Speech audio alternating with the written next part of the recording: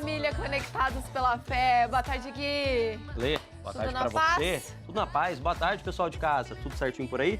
Espero que sim, né? Passaram bem a semana, final de semana começou, a gente já tá aqui, olha, na energia, no nosso Conectados pela Fé. Todos os jovens, avisa os jovens aí de casa que o programa começou e você que é jovem de coração, jovem de cabeça, também é pra você, né, Gui? Com certeza, também é convidado, porque aqui a gente traz conteúdo que deixa a nossa alma mais jovem também, né? Exatamente. Assuntos pra gente debater, pra gente conversar, que acrescenta pra todo mundo, viu? Pros jovens de cabeça, pros jovens de corpo também. É isso que importa, a gente quer saber, vocês já estão conectados pela fé conosco? Ainda não segue as nossas redes sociais? Então bora pro nosso Instagram, @programa Conectados pela Fé. Será que a galera vai começar a seguir a gente hoje, Gui? Por favor, por favor. Nessa nossa nova fase do programa, a gente quer cada vez mais a sua participação também. Então começa a seguir, manda ali o seu comentário, vê as nossas fotos ali, manda ali a sugestão do que você quer ver a gente conversando no nosso programa, né, Lê? Exatamente, um tema especial, porque hoje o programa tá bem importante, né, Gui? Pois é, a gente vai falar de um assunto, infelizmente, muito em alta nos últimos anos, né, Lê? A gente vai falar sobre preconceito. E a gente aproveita para lembrar para o pessoal de casa que está sempre ligadinho na programação da TV Aparecida, né? Que na última quarta-feira de cinzas, dia 14 de fevereiro, teve início a campanha da Fraternidade 2024, que tem como tema Fraternidade e Amizade Social. E o lema, vós sois todos irmãos e irmãs. Olha que bonita essa mensagem que a igreja no Brasil nos traz, né? E a nossa repórter Carla Borges foi conhecer ações ligadas ao tema desse ano. Bora lá assistir, então. Com o início da Quaresma, nos deparamos com a campanha da Fraternidade. E nesse ano, ela fala sobre fraternidade e amizade social. E como está no hino da campanha desse ano, somos todos irmãos e irmãs. E é por isso que eu encontrei aqui o grande irmão Alan, que vai compartilhar aqui um pouco com a gente mais sobre a campanha da Fraternidade desse ano. Irmão, conta pra gente a importância de falar sobre fraternidade e amizade social. Que legal, Carlinha, que legal. A grande irmã Carlinha também. E a todos vocês, irmãos e irmãs na fé. Nós somos todos irmãos, aí é o sonho de Jesus. E o grande irmão, eu ganhei de você, Carlinha, eu tô com 1,93 de altura, é por isso, viu, gente? Mas é na amizade social, é na convivência fraterna, é entendendo que nós temos um Deus que é Pai de todos, é o Pai da paz e que nos faz filhos e filhas muito amados e por isso somos irmãos. Se a gente vive isso na essência, e esta é uma graça que a gente tem que pedir, especialmente a igreja está nos convidando assim na Quaresma, a graça da fraternidade. Se a gente viver assim, como irmãos, e o sentido pleno da palavra quer dizer isso, ser irmão no sentido pleno, ser irmã é viver essa graça da fraternidade. Se for isso, é a amizade social acontecendo entre nós. É verdade, irmão. E tem muitas formas de colocar o pé na missão.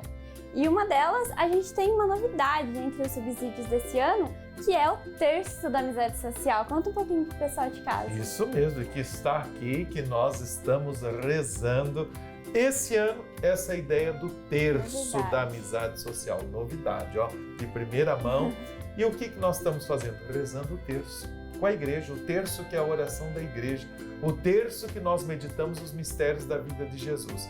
E em cada meditação dos mistérios, nós temos uma iluminação bíblica e a partir dessa iluminação bíblica nós temos uma reflexão inspirada no tema da campanha. Quero deixar essa sugestão para vocês, jovens de Maria. Pode deixar. E a gente acolhe muito bem essa sugestão e eu vou agradecer primeiro o senhor e eu vou pedir licença, porque eu vou conhecer um grupo que está vivendo essa missão. Parabéns então eu por vou esse correr grupo. lá.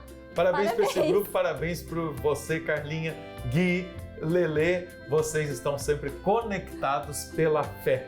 Isto é viver a amizade social. Com Deus e com os irmãos e irmãs. Então já volto.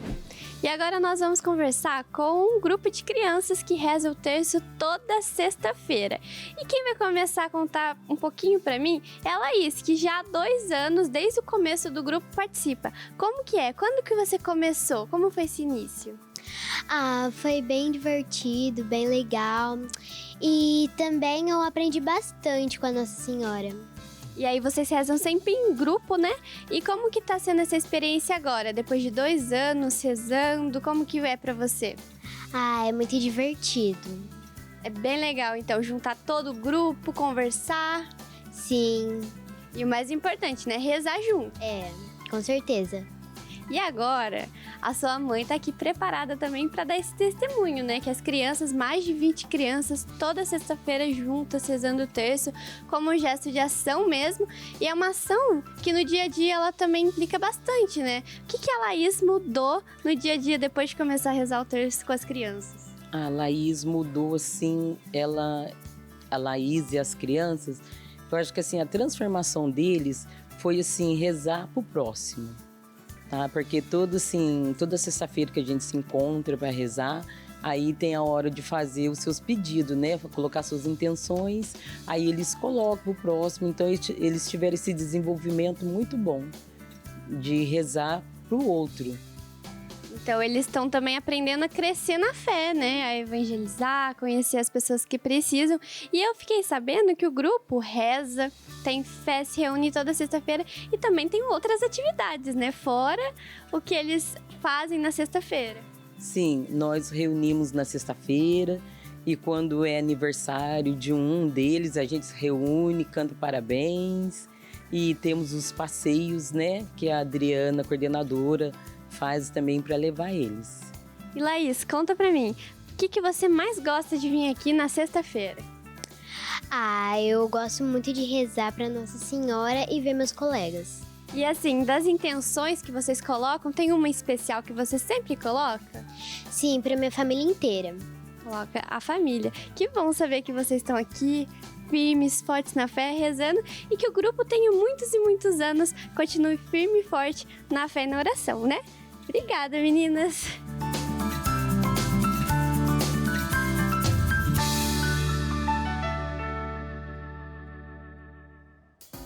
Um beijo, Carlinha. Obrigada por essa reportagem. É sempre bom ter ela com a gente aqui, né, Gui? Com certeza. Uma alegria a Carlinha trazer um pouquinho das ruas aqui pro nosso programa também. Exatamente, gente. Então, bora falar sobre o preconceito? Porque preconceito é uma opinião ou conceito formado sobre algo ou alguém antes de se conhecer, olha só. E ele acontece das mais variadas formas e pelos mais variados motivos, com a origem na cor da pele, na religião, na aparência física, em tantas outras causas. E qualquer forma de preconceito nas relações humanas traz sofrimento ao grupo atingido. E para a gente conhecer mais sobre o que leva ao preconceito e aprender principalmente como tentar evitar na nossa sociedade, para assim também sermos seres humanos melhores, né, Gui? Nós vamos receber a Joyce Souza, que é ativista, assistente social e especialista em juventudes no mundo contemporâneo, mas ela não vem sozinha não, viu? Porque o sociólogo e professor mestre Maurício Cardoso também está por aqui para participar desse bate-papo com a gente. Sejam muito bem-vindos à nossa casa, viu? Obrigada. Bem-vindo, professor. Bem-vinda, viu, Joyce? Muito obrigada. Uma alegria ter a colaboração de vocês nesse programa aqui. E acho que é importante a gente recordar, a Lê falou muito bem no começo, nessa apresentação de vocês, né, professor? Queria a ajuda do senhor, mas para a gente recordar para quem está em casa, né? Acho que até a palavrinha ajuda a gente a entender o que é preconceito, esse preconceito que a gente tira de alguém. Olha só, Guilherme, o preconceito é uma ideia, é um conceito. A parte prática dele depois vira discriminação. Mas a discriminação é resultado do preconceito.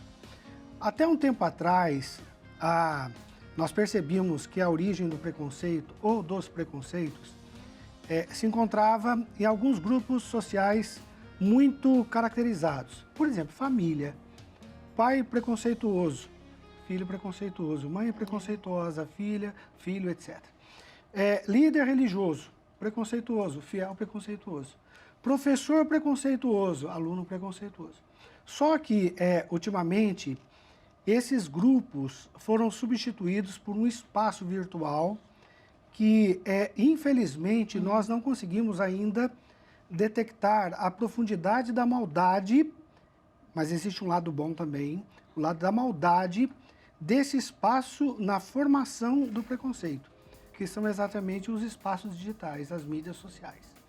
Então, nós precisamos hoje, como sociedade, direcionarmos um olhar mais aprofundado, mais sério, para as redes sociais para que consigamos entender como o preconceito é gerado e como ele é retroalimentado. De maneira geral, o preconceito é um ódio que o indivíduo cultiva em relação ao diferente.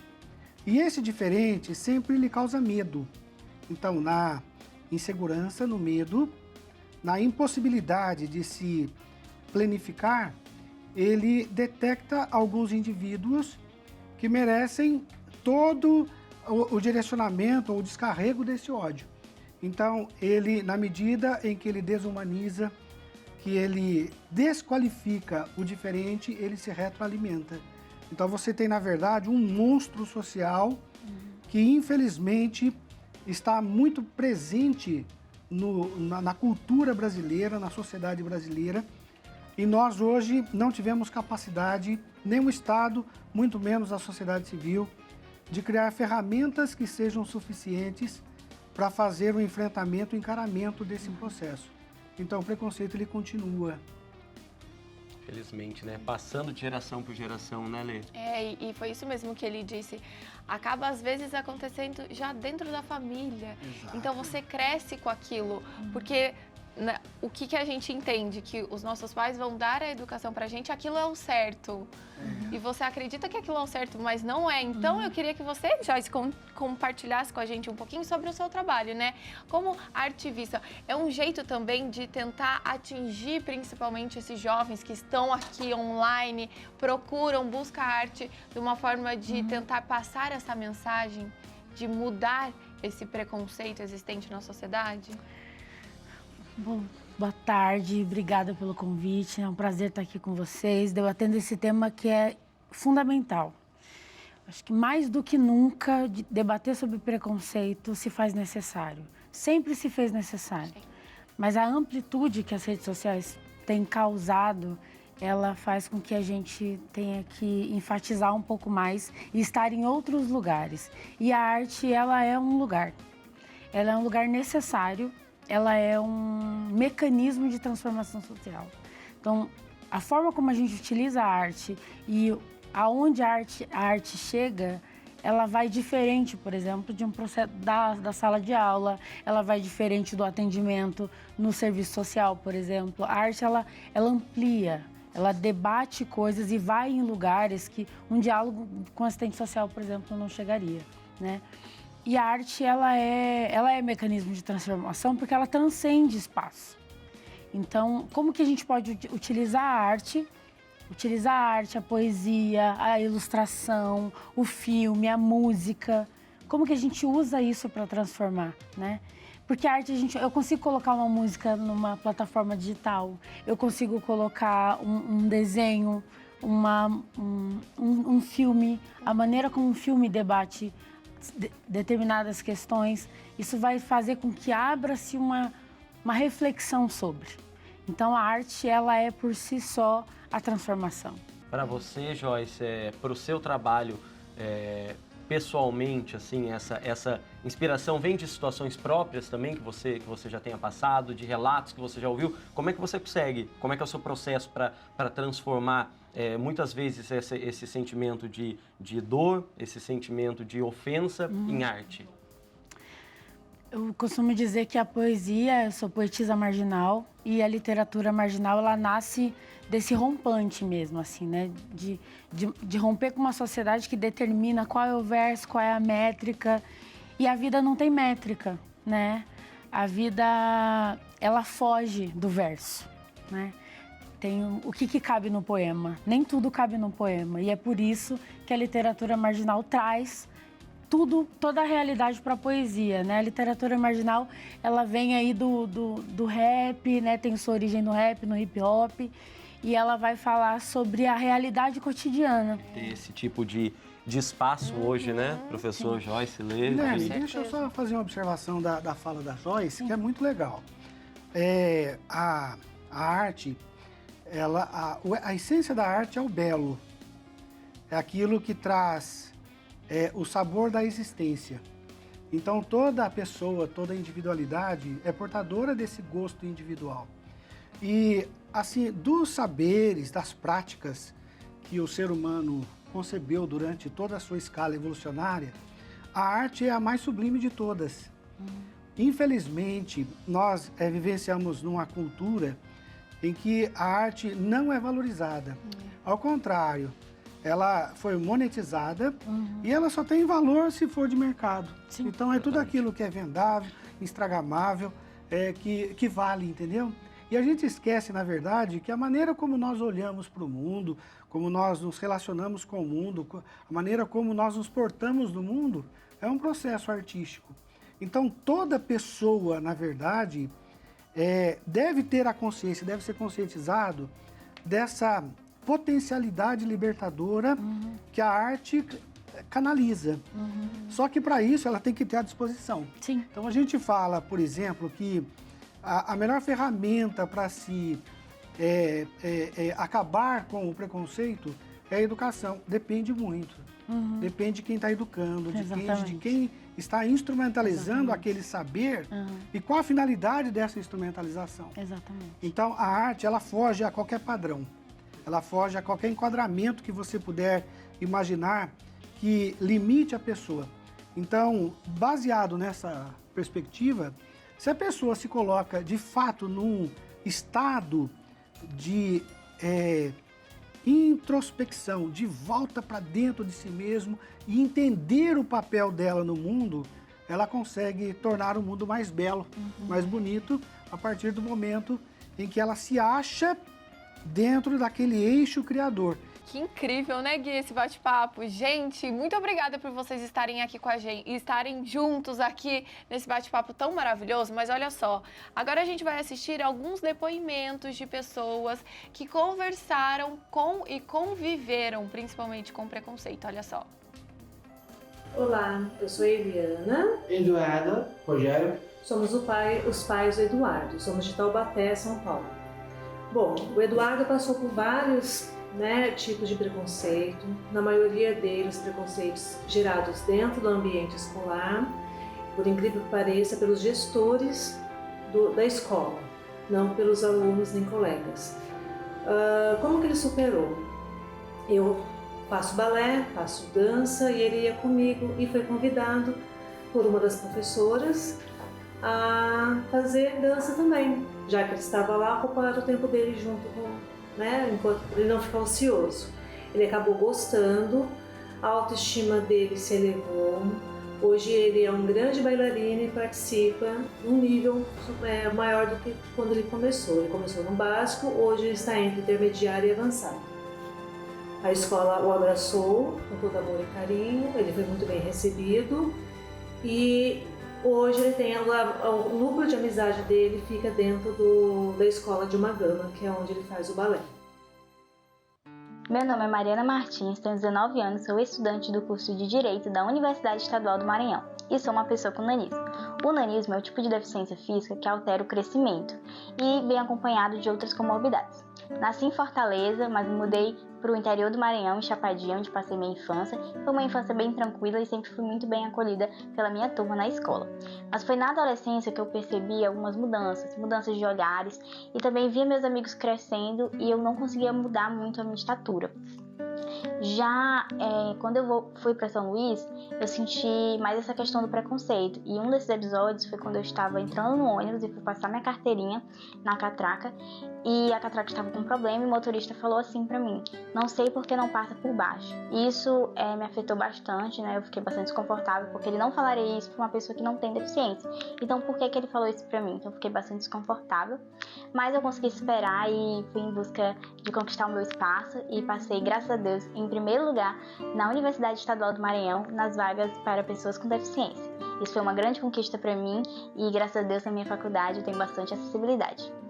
Um momento marcante na minha vida foi a viagem para o Rio de Janeiro, onde conheci pessoas maravilhosas, assisti palestras sobre esse tipo de deficiência, os tratamentos, e eu me identifiquei, encontrei meus pares, e foi um lugar maravilhoso porque eu vi as pessoas também conquistando o lugar delas, Então, mesmo com deficiência, nós conseguimos superar e isso foi bastante motivador. Bom, foi um evento feito pela Associação Nanismo Brasil e hoje eu sou delegada da ANABRA no estado do Maranhão e vim pedir apoio também para a criação da Frente Parlamentar Mista de Valorização das Pessoas com Nanismo. Nós estamos precisando da assinatura de 27 deputados federais para criar essa frente parlamentar que vai garantir mais direitos e acessibilidade para as pessoas com nanismo. Conto com seu apoio. Bonito a gente ouvir esses depoimentos, né? E que forte a gente escutá-los falando de como aquele momento em que a pessoa está se formando, né? Enquanto cidadão, a infância, a adolescência, costuma ser muito cruel com quem é diferente, né? Do padrão que as pessoas imaginam. Acho que vai ser assim para a Letícia, talvez para vocês também. Imagino que, assim como no meu caso, a maioria dos preconceitos que eu aprendi, dos apelidos mais desprezíveis que eu ouvi na minha vida foi durante a fase da escola, né? Me faz pensar no que o professor falou, né? A educação transforma, a educação acaba com o preconceito, dependendo de como for feita, né? Exatamente. E se a gente for pensar o quanto o professor já trouxe aqui, mas a escola não está preparada para trabalhar a diversidade. Então, a escola precisa se movimentar para entender e compreender toda a diversidade que existe. Porque se a gente não começar a dialogar sobre as diversidades dentro da escola, a gente vai continuar fazendo com que a escola seja a pior fase para pessoas de determinados grupos. Então, para meninas é difícil, para crianças pretas é muito difícil, para crianças com deficiência é muito difícil. Então, a gente precisa começar a falar disso na escola. A gente precisa discutir gordofobia na escola, a gente precisa discutir questões de gênero na escola, questão racial. E isso tem que estar atrelado não somente a uma disciplina X ou outra. A gente tem que discutir preconceito em todas as disciplinas, né? Então, olha só, essa fala é importante. A gente vai costurando aqui as intermediações, né? É uma coisa importante que o telespectador tem que entender é que a escola, ela não é uma entidade isolada da sociedade, ao contrário. Ela é uma sequência, ela é uma extensão da sociedade. Então, se a gente colocar os grandes temas do cotidiano para serem discutidos, nós vamos perceber que ninguém discute preconceito na vida social. É verdade. Na sociedade nós discutimos isso. Porque, na verdade, nós não somos preconceituosos. Entendeu? Se você perguntar se eu sou preconceituoso, eu vou dizer claro que não. Ninguém se declara como. Eu não vou me acusar, me né, enxergar como preconceituoso. Eu vou inventar qualquer desculpa para dizer que não. Mas, no fundo, como eu sou um indivíduo gerado nessa cultura, eu tenho todos os dados, todos os elementos. E eu vou para a escola depois, como professor, como educador, como gestor. E eu não fiz esse processo de, talvez, autocrítica ou até mesmo de busca pela minha identidade. Aí eu assumo um papel na educação. Os legisladores da educação, eles não deixam esses assuntos serem discutidos na escola. A escola não discute. Ao contrário, você cria ali uma falsa ideia de conveniência social, uma falsa percepção de, talvez, reeducação das pessoas e não se discute. Então, é o que a Joyce acabou de falar. Quem vai discutir preconceito? Professor de filosofia, sociologia? Gente, hoje a sociedade brasileira, ela dá a mínima para a sociologia, para a filosofia, para a história, para a geografia, para o português, para o inglês, qualquer matéria que você queira. Escola hoje é para merenda do aluno e a manutenção desses valores que foram consagrados, que foram constituídos há 400 anos atrás. Então ninguém discute.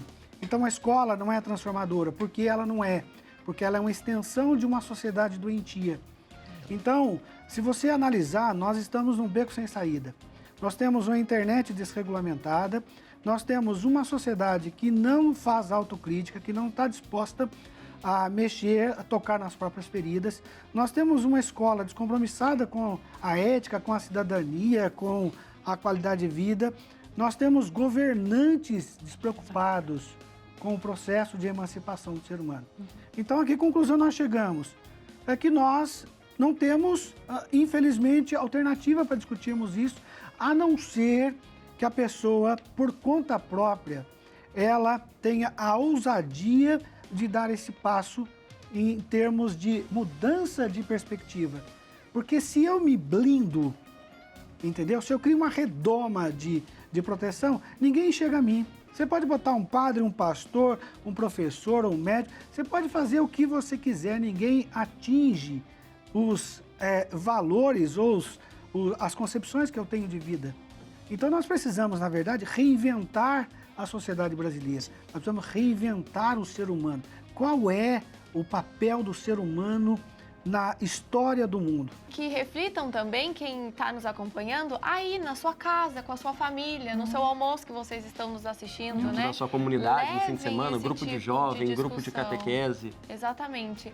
Gente, muito obrigada pela participação de vocês. Pena que o nosso tempo é curto, Sim. senão daria pra gente ficar aqui o sábado todo Não, conversando. tranquilo, opa. Deus abençoe vocês, viu? Sejam sempre bem-vindos Obrigado, aqui à viu, nossa Joyce? casa. Obrigado, Maurício. Não, quando eu precisar, hein? Vocês sabem que a gente sempre está recorrendo à ajuda de vocês, viu? Exato. Obrigado mais uma vez pela participação com a gente no programa. Pena que acaba rápido, né, Lê? Passa muito rápido, você aí de casa, tá vendo só quanto é importante a gente continuar falando e cada vez mais para que a gente quebre todas essas barreiras de preconceitos.